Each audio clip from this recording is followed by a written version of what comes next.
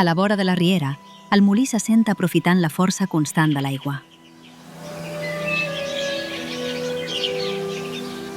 En caure amb força, l'aigua colpeja les paletes del rodet i el fa girar. Cada peça té una funció precisa. Del pany a l'agulla, del dau a les aspes, tot forma part d'un enginy perfeccionat al llarg de segles. El moviment del rodet arriba a l'espai de moldre. Aquí, l'arbre condueix l'energia fins al conjunt de les dues moles. La més gran, la mola sotana, actua com a base i contrapès. Al seu centre, l'ull acull la boixa, un cilindre de fusta que permet encaixar i estabilitzar l'eix. Alhora, elements com l'engegador o el collferro formen part del mecanisme de suport i ajust i n'afavoreixen l'estabilitat i el bon funcionament.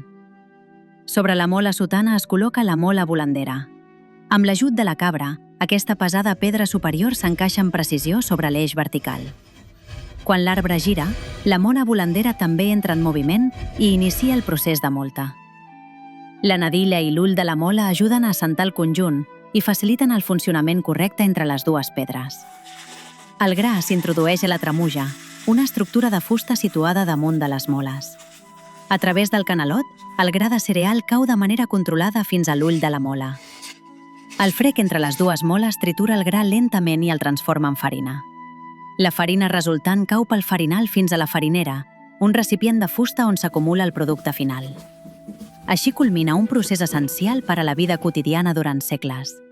Un sistema senzill en aparença, però d'una gran saviesa tècnica que ajuda a entendre la importància històrica dels molins hidràulics al territori.